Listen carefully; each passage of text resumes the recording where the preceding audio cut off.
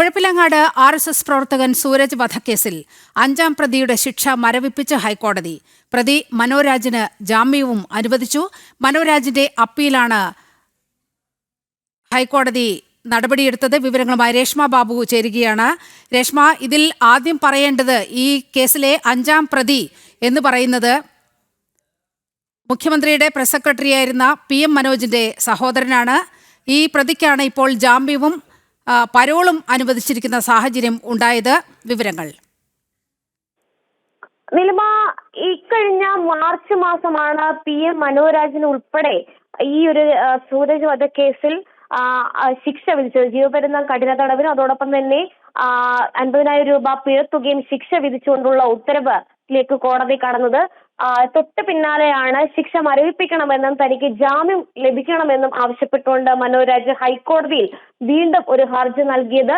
ഈ ഹർജിയിലാണ് ഇപ്പോൾ ഹൈക്കോടതി ഡിവിഷൻ ബെഞ്ചിന്റെ ഭാഗത്തുനിന്നും ഉത്തരവുണ്ടായിട്ടുള്ളത്. ഈ കേസിലെ 5ാം പ്രതിയാണ് മനോരാജിന്റെ നിലവിൽ മനോരാജിന്റെ ശിക്ഷ ഹൈക്കോടതി മരവിപ്പിച്ചിരിക്കുകയാണ്. ഒപ്പം തന്നെ ജാമ്യവും അനുവദിച്ചിട്ടുണ്ട്. ജാമ്യ വ്യവസ്ഥകളുടെ അടിസ്ഥാനത്തിലാണ്, അതായത് 1 ലക്ഷം രൂപ ബോണ്ട്, അതോടൊപ്പം തന്നെ തത്തുല്യ ആൾജാമ്യ വ്യവസ്ഥ, രാജ്യം വിട്ടു പോകരുത്, ഒപ്പം തന്നെ ഈ പറയുന്ന മറ്റ് സമാനമായിട്ടുള്ള കുറ്റകൃത്യങ്ങൾ, അതായത് ഈ കാലയളവിൽ ജാമ്യത്തിന്റെ കാലയളവിൽ സമാനമായിട്ടുള്ള കുറ്റകൃത്യങ്ങളിൽ ഏർപ്പെടരുത് തുടങ്ങിയ വ്യവസ്ഥകളോടെയാണ് ഹൈക്കോടതി ജാമ്യം അനുവദിച്ചിട്ടുള്ളത്. എന്തായാലും ശിക്ഷ മരവിപ്പിക്കണമെന്നും തനിക്ക് ജാമ്യം നൽകണമെന്നും ആവശ്യപ്പെട്ടുകൊണ്ടായിരുന്നു മനോരാജ് ഹൈക്കോടതിയെ സമീപിച്ചത്. നേരത്തെ ഈ കേസിലെ 5ാം പ്രതിയാണ് ഈ പറയുന്ന മനോരാജ്.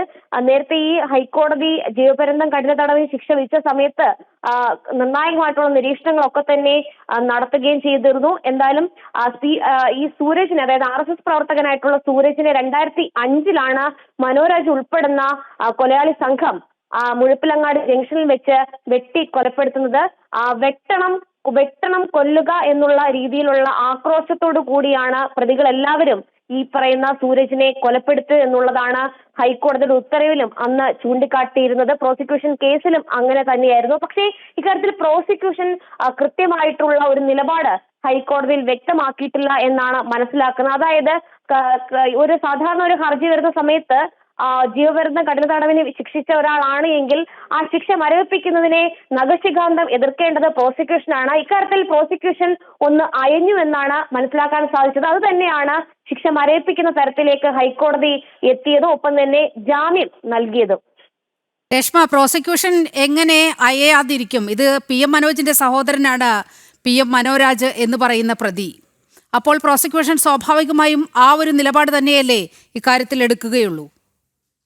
പ്രോസിക്യൂഷൻ ആദ്യഘട്ടത്തിൽ പറഞ്ഞിരുന്നത് ഈ പറയുന്ന പ്രതി മനോരാജിന് യാതൊരു ഘട്ടത്തിലും ശിക്ഷ മരവിപ്പിച്ചുകൊണ്ടുള്ള ഒരു നടപടിയിലേക്ക് ഹൈക്കോടതി കടക്കരുത്, കൃത്യമായിട്ടുള്ള പങ്കാളിത്തം മനോരാജിന് ഉണ്ട് എന്നുള്ളതാണ്. പക്ഷേ ഈ ഹൈക്കോടതിയിൽ ഈ ഏത് തരത്തിലാണ് മനോരാജിന്റെ പങ്കാളിത്തം, അതോടൊപ്പം തന്നെ ഇക്കാര്യത്തിൽ ശിക്ഷ മരവിപ്പിച്ചു കഴിഞ്ഞാൽ ഏത് വിധത്തിൽ കേസിനെ ബാധിക്കും, അതിന്റെ നീതിയെ ബാധിക്കും എന്നുള്ള കാര്യത്തിൽ വ്യക്തത വരുത്താനോ അത് കൃത്യമായിട്ട് കോടതിയെ ബോധിപ്പിക്കാനോ പ്രോസിക്യൂഷന് സാധിച്ചില്ല. പ്രോസിക്യൂഷന്റെ വലിയ പരാജയമാണ് കാണുന്നത്. മുഴപ്പിലങ്ങാട് RSS പ്രവർത്തകൻ സൂരജ് വധക്കേസിൽ 5ാം പ്രതിയുടെ ശിക്ഷ മരവിപ്പിച്ചിരിക്കുകയാണ് ഹൈക്കോടതി. പ്രതി മനോരാജിനാണ് ജാമ്യവും അനുവദിച്ചിരിക്കുന്നത്. വിവരങ്ങളാണ് രേഷ്മ ബാബു പങ്കുവച്ചത്.